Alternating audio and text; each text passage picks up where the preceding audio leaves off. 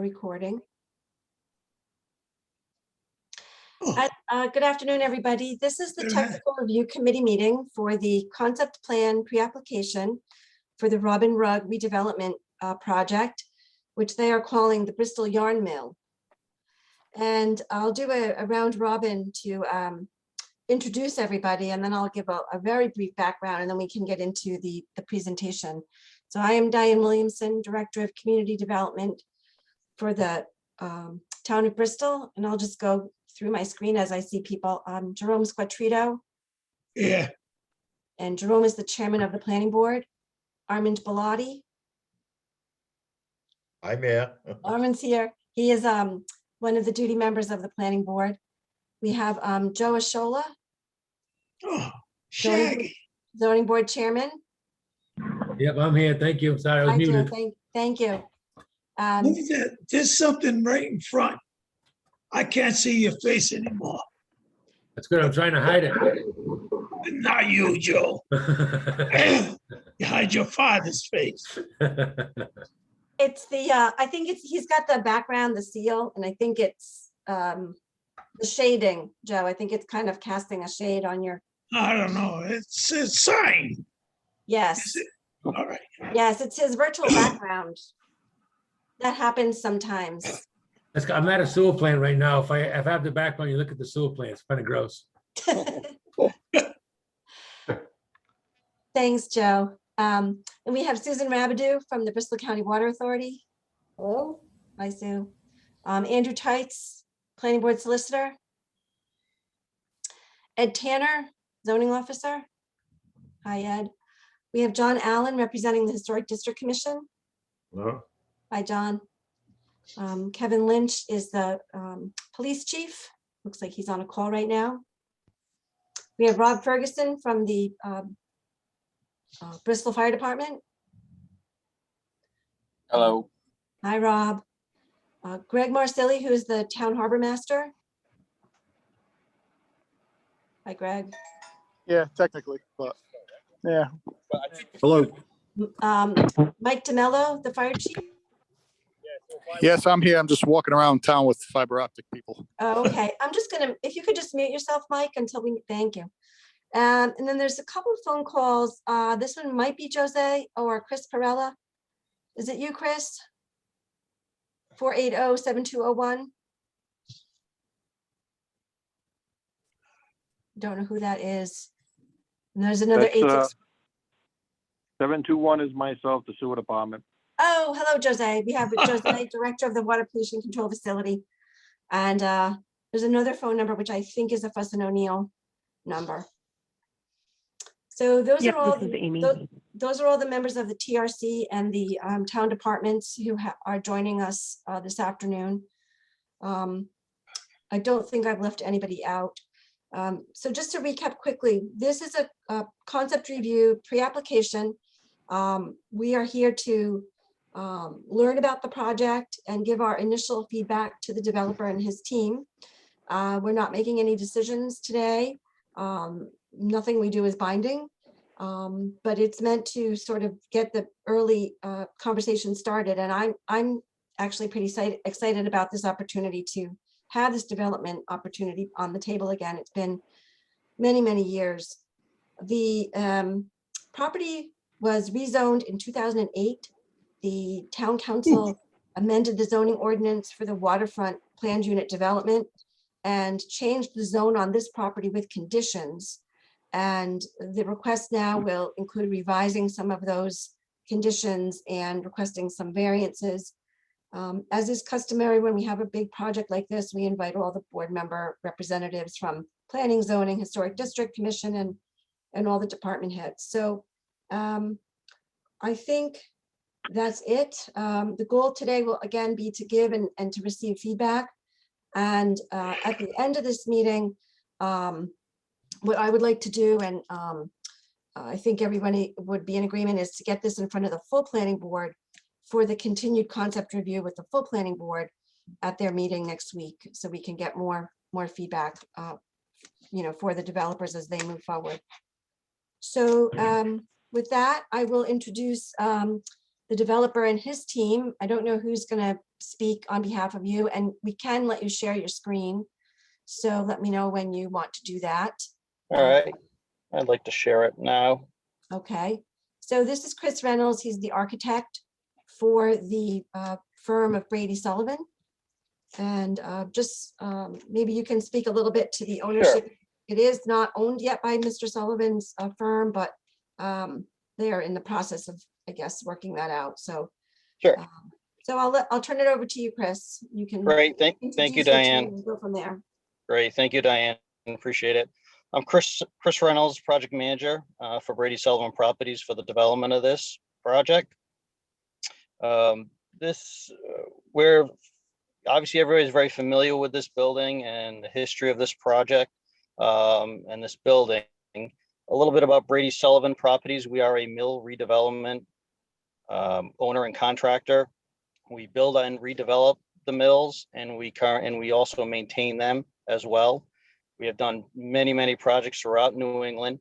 We have many we've done in Rhode Island. We did 2 mills in Coventry, the Harris Mill and Anthony Mills.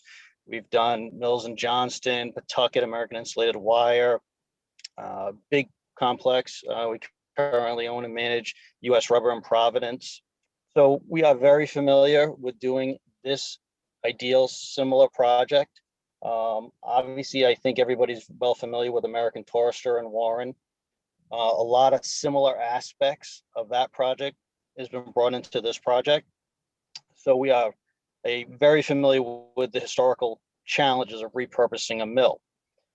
I say that because that's one of the big things that will be part of this project is redeveloping a historic mill. We work very well with the State Historical Society, work very well with the counterparts in the federal and Washington. And on this project, we'll obviously be dealing with local historic district as well. For the, this is just an aerial shot of the mill. One of the important things working with historical is not to demo the mill or anything that is historic in nature. It's just repurposing everything that's there. The only thing that we will be demolishing as part of this project is a 1-story block building in this corner right here that is not historical, but everything else that you see, which is historic, we will be repurposing and reusing for some use. We think by knocking down this block building serves a couple of purposes. It provides some parking, but it also will showcase the stone building that the Harbor Master's in. We think it's an absolutely beautiful building, and I think this courtyard gets created here, and showcasing this stone building is a really nice feature.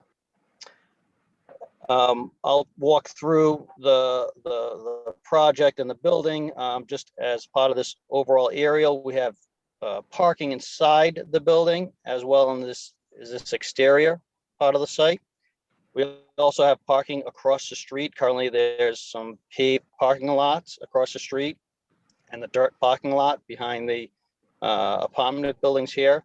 We'll be redeveloping them into a paved parking lot with landscaping and pavement for the redevelopment and uses of our project.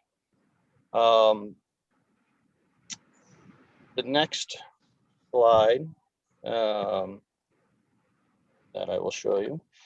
This is the overall, all 5 floors of the mill. The next pages are just blowups of each of these pages, but I like to kind of show this all as one, just to kind of give you an idea of the different challenges we're working through. There's about 7 buildings that make up this complex that were built over time.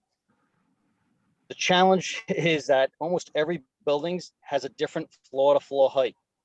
Like everywhere where you walk in this mill, you're walking up a couple steps, down a couple steps. The first floor lines up with half the second floor. It's a real challenge to tie these all together into one seamless structure.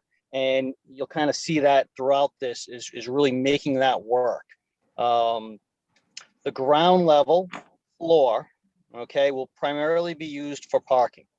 This is all indoor parking here. We'll be accessing it off Constitution Street and current loading dock door that's there now. So this is all indoor parking in this area. This also will be indoor parking in this area. We'll access through an existing garage door here and here. So this will provide indoor parking to our residents. This area in here, these two buildings, I guess three technically, it currently has a basement. So what we propose to do in this area is to fill the basements in to bring the level up. Now, other plans I've seen in the past were using some of this for parking. The challenge there is then you have to create a garage door into a building that currently doesn't have a garage door. That's usually obviously frowned upon for historical. So we're trying to just reuse the existing garage door openings that we have now and not put any openings in that doesn't currently exist, and to really try to use what we have there historically and not change as highly as we can any of the fabric of the historic.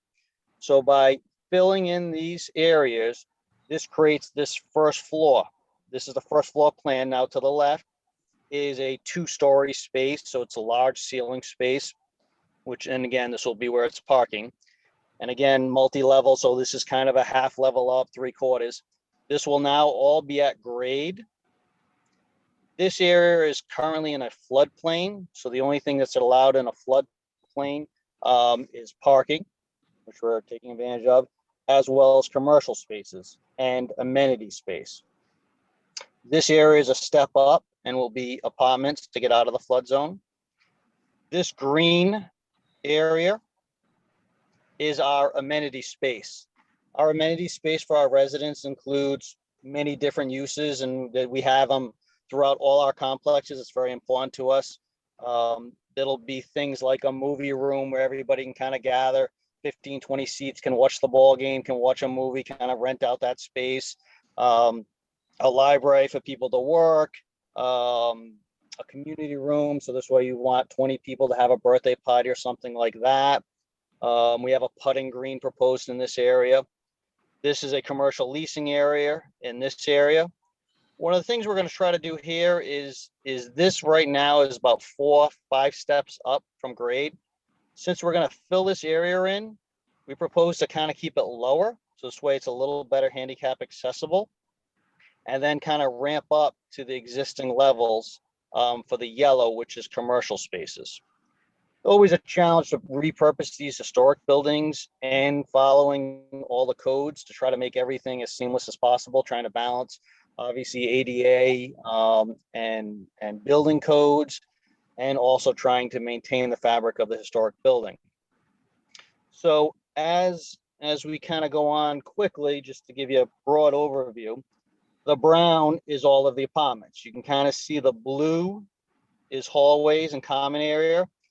And these have a little varying steps and other areas to get to this, but this is basically a second floor. This is the third floor, and this is the fourth floor. The white is roofs, because there's multiple, sometimes have 2 stories, sometimes have 3, sometimes have 4. Altogether, we are proposing 151 units. We came up with that by just, again, repurposing all of the square footage of the building, putting the whole building back in use to create some useful life. So everything you see is no new construction, and there's also no new demolition. It repurposes this entire building. Some of the challenges is obviously some deeper units as you get into here. We're, again, very used to those challenges with the mill. We've done that in many different places, from Coventry to American Tourister, so we kind of know how to deal with that, and we've had great success in from our residential people liking our units. These will be all apartments and will be rented out, and we'll manage this facility. And that's the broad, quick overview of it. Obviously, we're only in the concept stage.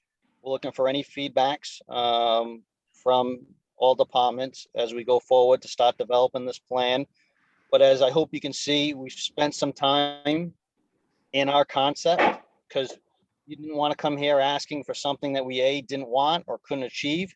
So we wanted to spend the time enough to go in, make sure whatever we're asking for is actually what we need and what we're asking for. And we spent our time developing all these units, designing them, and as well as parking and documenting the existing additions and the ceiling heights and all of those little factors, just so we can come to you today on this first steps of the concept, so that, to start moving this forward through the permitting process.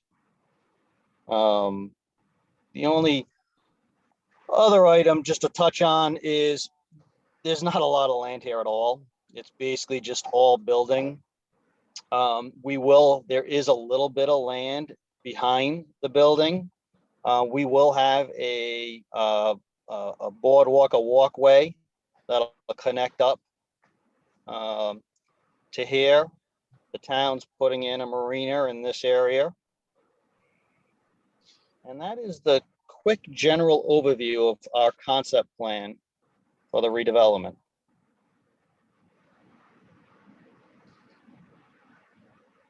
Thank you, Chris.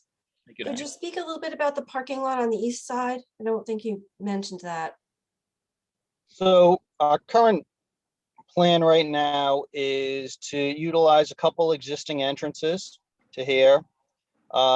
This parking will then wrap behind the buildings over here and will park throughout this area.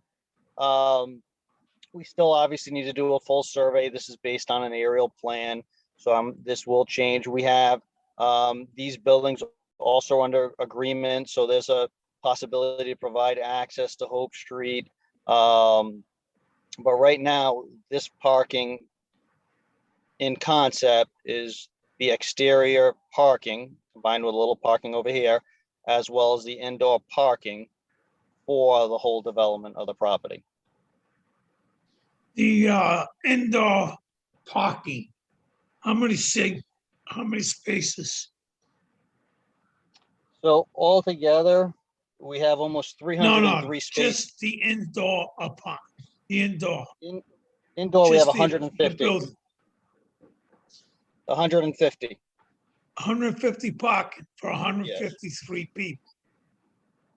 Is For- that including the, it says in the thing, motorcycles and bikes? Yep, we'll Are have you counting areas. that as one parking place? No, That's extra then. that's extra. So we'll have, you can see some motorcycles and there. And again, this is a concept, at this No, I point, it'll know, be fleshed out more. But typically, like, we have a spot in Warren that is kind of a weird little spot, and that's an area that we're able to use and store bikes for. And you should see how many bikes are there. It's really a great use of that area. So there'll be some nicks and crannies that will develop as we start going through this process to find areas to do it. And one of the things, talking about it with Diane, is inviting everybody to come in and see American Tourister in Warren, to take a walk through, to really see what we do, what it looks finished. It's a great visual, I think. We brought Diane through and Andy through the other day, and I think it helps to see, it's so tough looking at an old mill building and trying to look at these plans and saying, oh, what's it going to become? Since we're just down the road, I invite all of you, and we're trying to coordinate that with Diane about taking a walk through the building and really kind of seeing what we do and it'll really look very similar at the end. There's very similar characteristics. And you don't have any problem having 800 square foot apartments? We don't. I mean, You know- that's kind of small. That's what I'm saying. So small is what Evan Granoff did at in Providence when they did micro lofts at 300 square feet. So we don't like to do, we like to have a bedroom to there. Typically apartment buildings, people love 1-bedroom units, but we also like two beds and bigger units. We find that even in this market, our bigger units are very popular because it provides the people a place to work. So you'll kind of see here, we got a mixture of all different types. And again, it's just really utilizing whatever space that we have and making all of the stairs and access work. That's all I got to say. Chris, I There's a just, lot of questions I got, but Yeah. I'll do that next week. okay, and ask any today if you, if you, as they come up, because it's helpful to kind of get them thinking about these things. Hey, So, Chris, this is Joe Chola from the zoning board.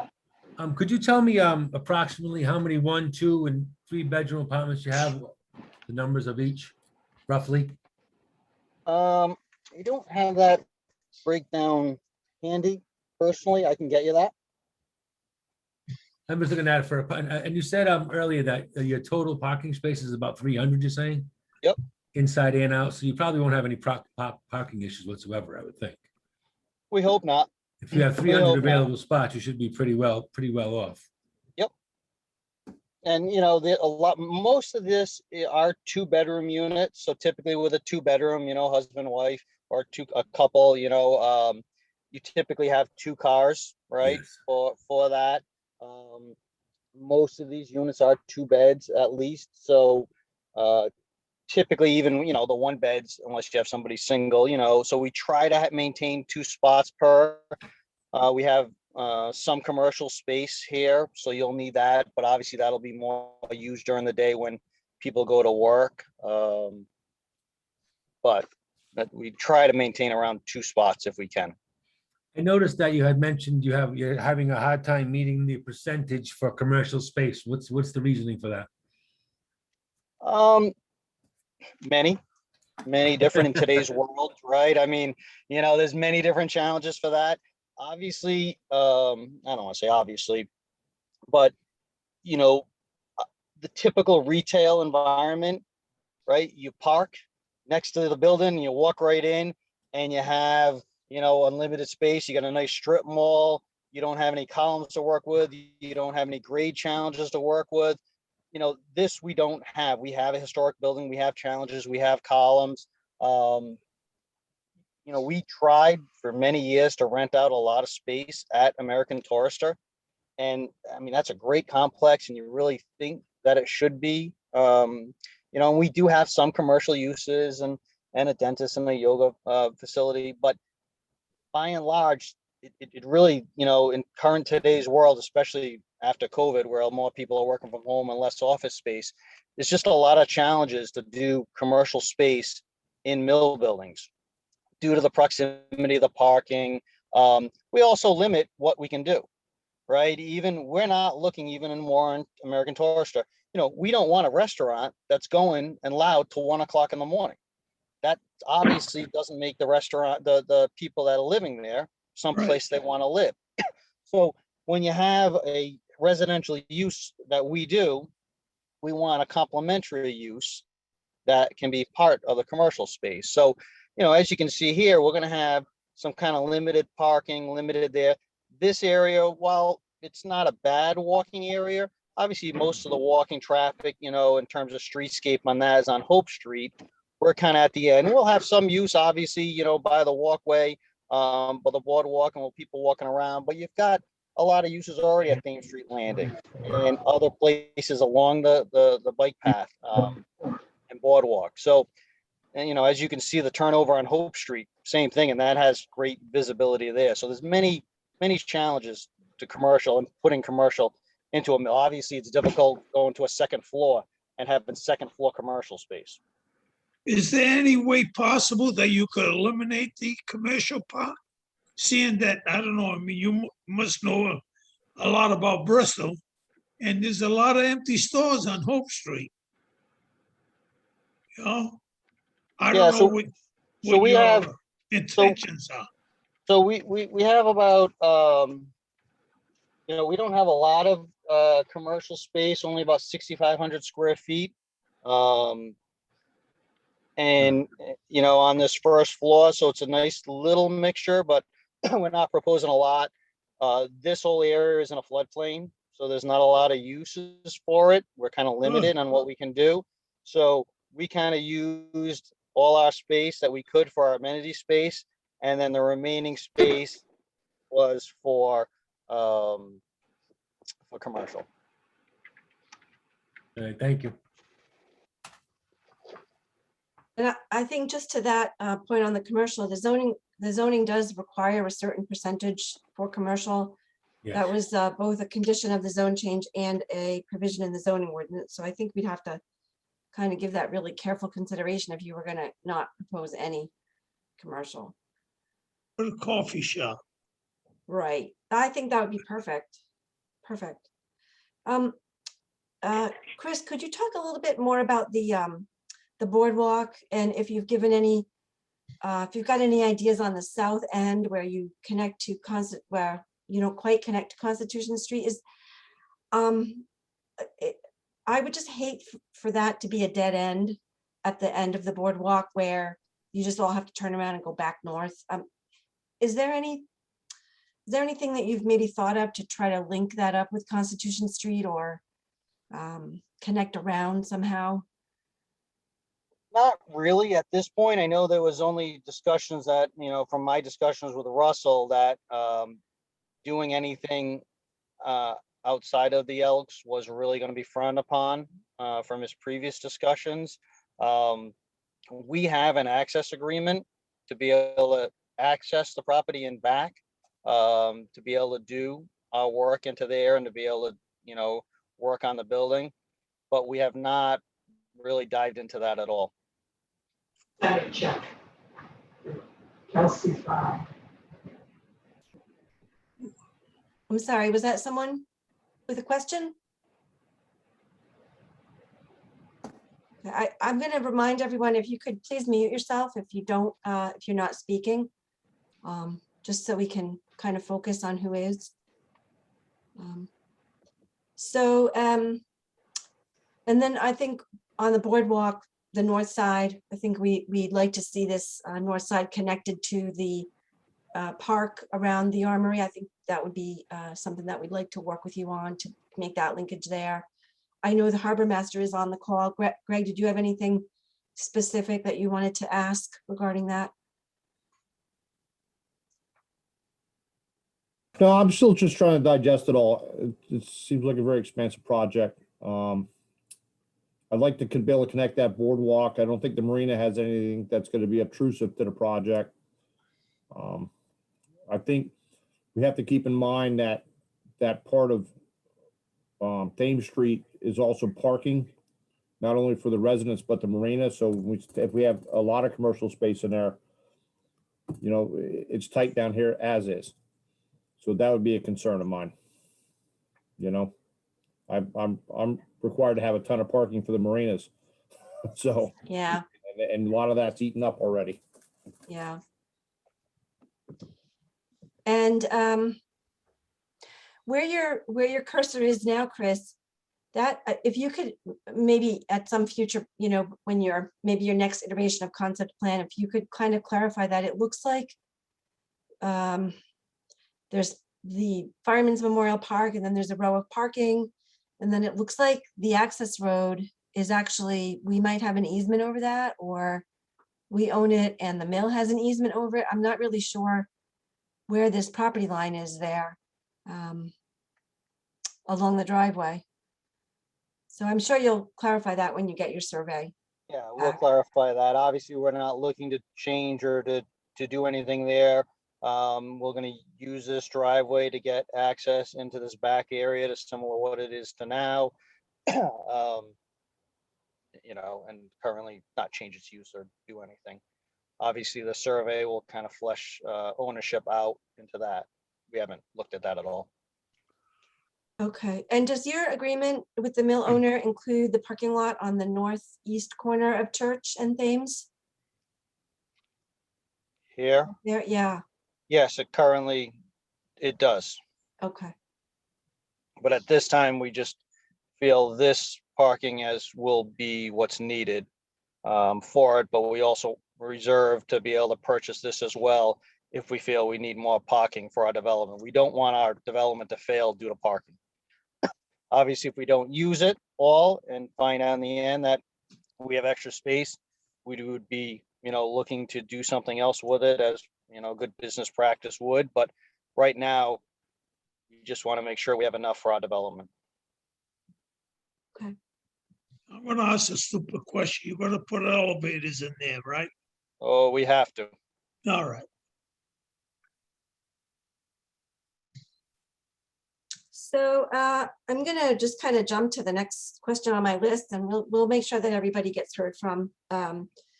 So affordable housing, what is your plan for that requirement? So we're just planning to do the payment in lieu. Payment in right lieu. now- Okay, So right now we understand it's 40,000 per unit. yes, The current zoning, I believe, is 10% of the units.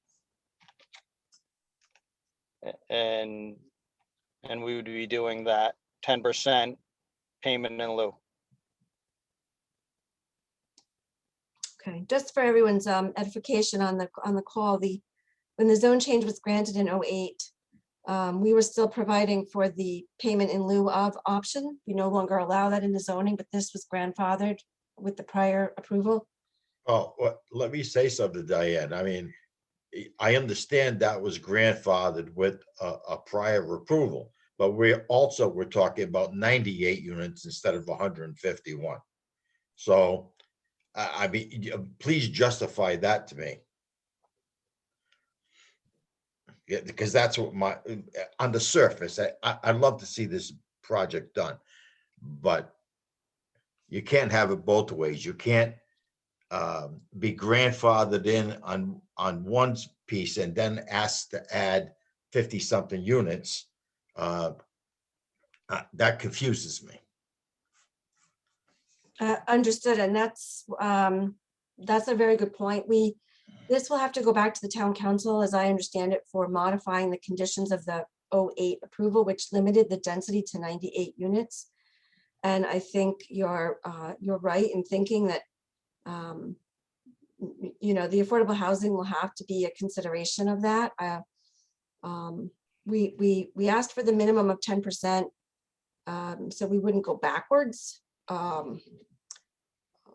But yeah, that will be something that I think the planning board's going to have to look at. Yeah, that in my book, this is a new application. Yes, So he's reapplying on 2021. So they should go by the 21 laws. And the Right. laws state 25% of the people, 25% of the apartments are for low affordable or X amount of money. That's my opinion. I could be wrong too.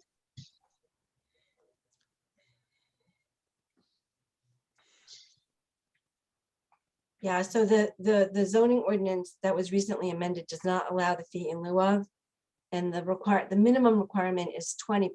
So 20? 20%, right? 25% if you're doing a comprehensive permit. Oh, Yeah, that's a big difference than what Chris thinks they can do.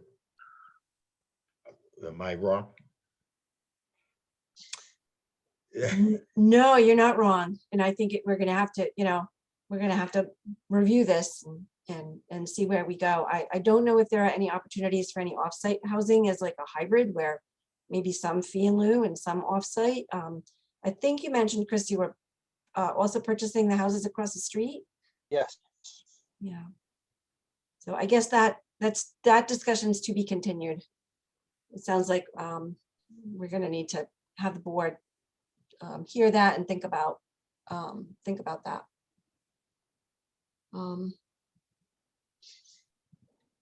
So we did have some comments from the water pollution control facility. Jose, are you still on the call? Did you Yes, want to I mention? am. Okay. So what will be your requirements for the sewer?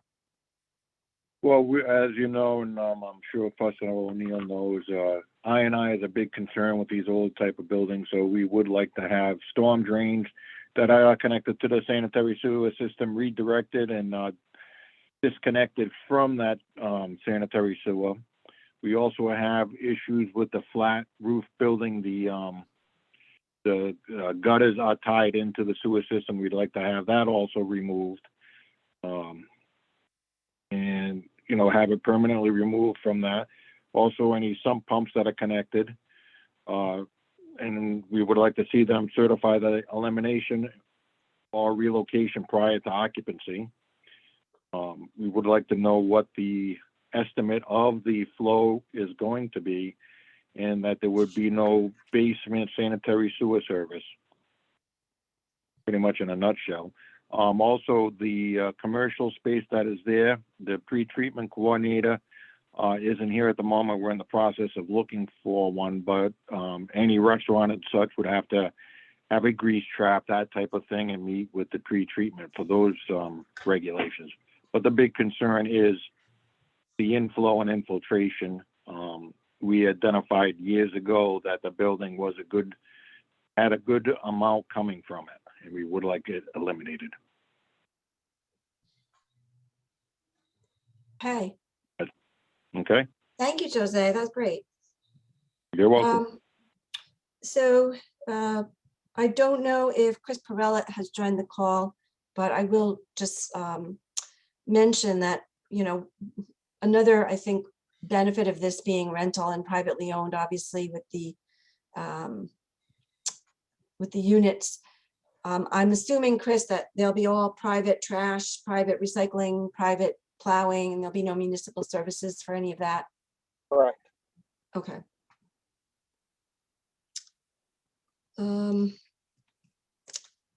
The other, While we're talking about utilities, this is Susan Rabideau from the water company. I don't foresee any issues. I haven't really discussed the particulars with the applicant, but I mean, we have water on Thames Street. And it's just a matter of them designing and applying for domestic and/or fire services. There are some services already going to that building, obviously. They're very old. We can look at whether or not they can be reused or if they want to reuse them. But I think that's a lot further down the road. So, but I don't see any problems. thank you, Sue. Jerome, did you have a Yeah. question? No questions. Okay, I thought I heard you. So while we're on the water, that sort of dovetails a little bit with the fire department. Chief is still on the call, and so is Rob Ferguson. Do either of you have any comments? No, Diane, I think we're pretty good as we get closer to permitting. Obviously, there'll be a lot more discussions, but conceptually, I think we're fine. Thank you, Chief. And I do see we still have Chief Lynch and Scott McNally on the call. I don't know, Chief or Captain McNally, if you have any comments at this time. So I think the police department's in full support of the project. And we did do a cross-reference with partners over at the Warren Police Department just to check numbers, and there really is no concern on our part whatsoever moving forward.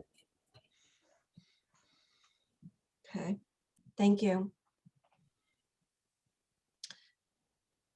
So we have also the Historic District Commission representative is on the call. John Allen, did you have any comments or questions?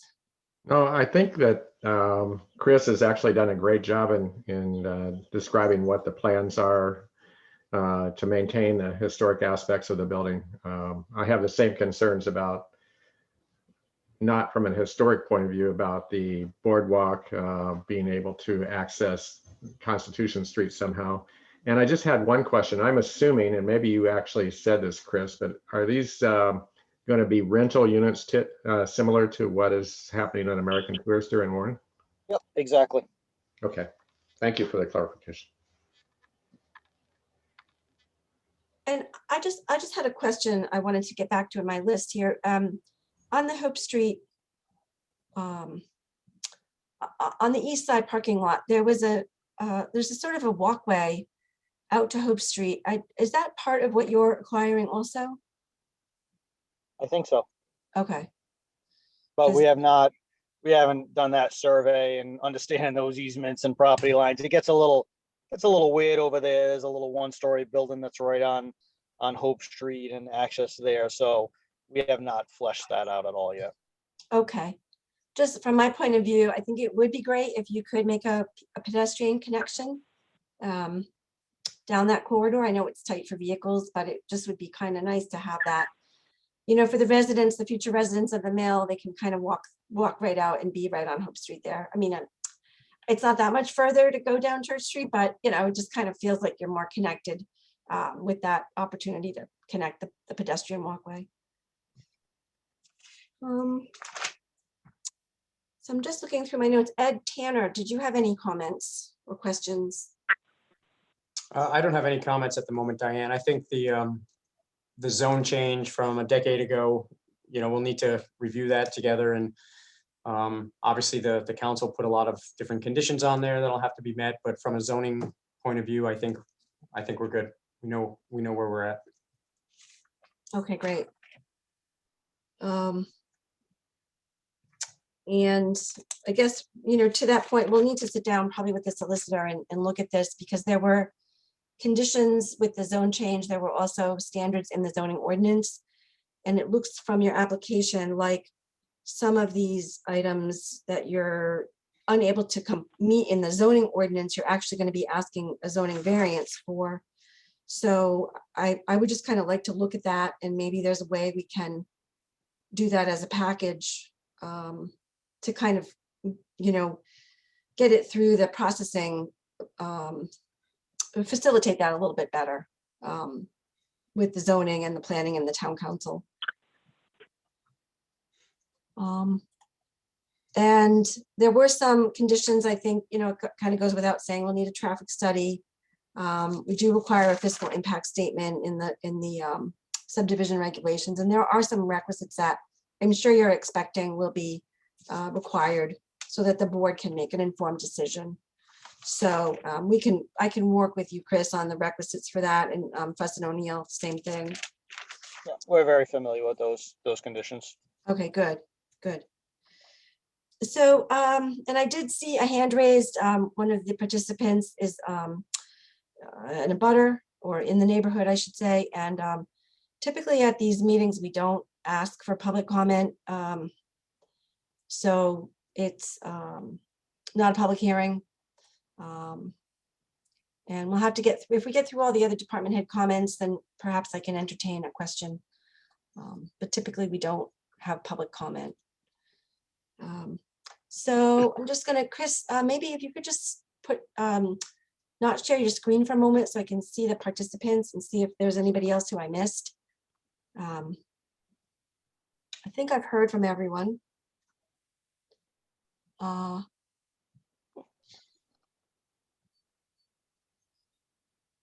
There we go. Sorry about that. Good, thank you. So it does look like I've asked everyone for input. I think what I'd like to do, and I think it would be really helpful for the board members, I think we'd like to coordinate a tour of the Tourister Mill building. I think, as Chris said earlier on, when you see the density in that building and you see the size of that building, you get a really better perspective of what they're proposing here in Bristol. So I think we'll coordinate on a tour. I'm thinking we'll just let folks go on their own. Maybe if you give me some, like a Saturday or Sunday, and people can, and maybe check in at the front desk and go give themselves a self-guided tour, or if there's somebody in your group that, like, pretending they're, looking at a unit to rent, what would be the tour they get? And then I think I'd like to do a more organized site visit for the existing building. And actually we would post that and have the board members do that as a group so that everybody can see that building at the same time, as much as we can accommodate that. What do you think of that? Sounds good. Okay. Yeah, we Chris? obviously, the only thing we don't want is obviously people wandering through the building. But we could something to obviously bring people through whenever you would like, because obviously that tour is a little different versus somebody just renting an apartment. So Chris, could you maybe give me a couple of, like, maybe if we pick a Saturday and a weekday, and then say maybe like from 10 to 12 or something, Sure. and people can show up at 10 and get the tour. Yep. I think it would be helpful. I agree. Okay. And So Diane, I'm just gonna interrupt here to remind people, if you're going on the tour and there are other members of the town with you, don't talk about things.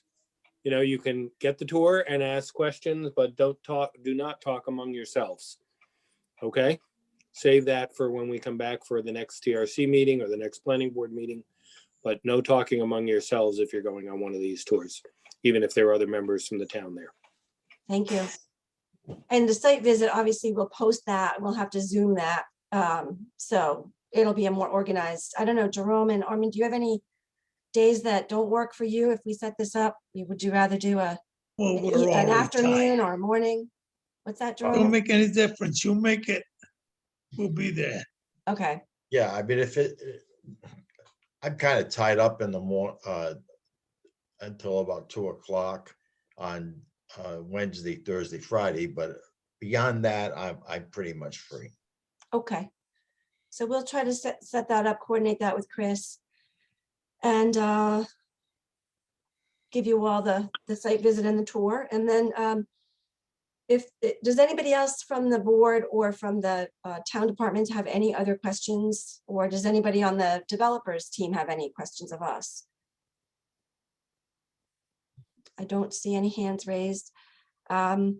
Chris, I'll defer to you. We do have a member of the public who has raised her hand to speak. Do you have any concerns? No? Okay. So Nancy, if you would like to speak, Nancy Chase? Hey, can you hear me? Yes.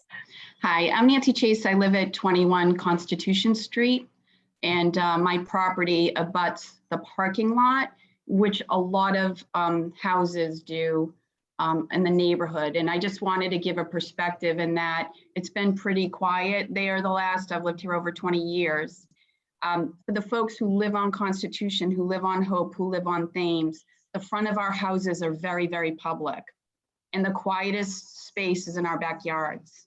And so I guess the concern would be about any sort of, light pollution from the lights being too tall that would kind of reflect into our yards. A lot of our bedrooms are in the back of the house because it's a quieter area. And just when it was a rug factory, I think we've had one shift for a long time, maybe 3, but the sense that there could be, vehicles and going into and out of the parking lot all times of day and night, which would be different. So just any sort of buffering. There are some folks that I know of who do have water, have water issues as well from runoff from Hope. And I know the back parking lot, some of it's paved, but some of it's grass. So just in terms of any sort of displacement of water and that how that might affect the other properties. And I just had a question, is there anything planned for the roof? Is there any additional height? Is there anything change? I came a little late into the meeting. Thank you, Nancy. Chris, did you have an answer on the roof? I didn't hear you say you're adding anything to the height of the building. So there is currently no plans to do a extension or an expansion like we did at American Tourister. We haven't really talked about a fleshed out, like at US Rubber in Providence, we did a roof deck, which overlooks the city and the State House, which is just fabulous. We did that at Coventry as well. Could there be a roof deck in one of the buildings? Possibly as we go on, but right now we don't plan any expansion of a building or anything like that. I think a roof deck would be the only possibility that could happen. A roof deck for residents or a roof Yes, deck for the public? For residents, yes. Okay. Okay. In regard to her question on the parking, right now I don't think there's any stormwater controls or improvements on those parcels. Obviously, if we redevelop them, we would, maintain and do proper drainage and do a lot better controls on it, because it would be, right now, like you said, it's just dirt and grass. So we would put stormwater controls and maintain that stormwater flow. Yes, we would have lighting in the parking because obviously security is a concern to everybody, in the world. So, we're not looking to, make it too bright, but it's just balancing security with it. Obviously, most of our residents, obviously everybody works in different shifts nowadays as it is, but it's not, I would say it's more of a normal apartment building. It's not, with the rents are, for something like this, with the water views, with the bigger square footage are higher, so we attract a little bit of an older community. So it's not like, a younger partying type, so to speak. It's more of a mature apartment complex. So I'm excited about the tour and the site visit. I think when you see what they've done in the tourist mill, it'll give you a good sense of what the proposal is for Bristol. And I think the scale of this building and the size of this building, I remember when we toured it back in 2008, and it's really very large. So I think, being cognizant of trying to use all the space within it, not doing any demolition, but making sure that each of the units are, quality, good rental units. And also that we're getting the commercial space, the affordable housing, that the board wants and all of that. So I think it'll be good to see the next, could you please everybody mute yourself? Oh, Chris Perella has just joined the call. Before we sign off, Chris, did you have any comments for the development team on this project?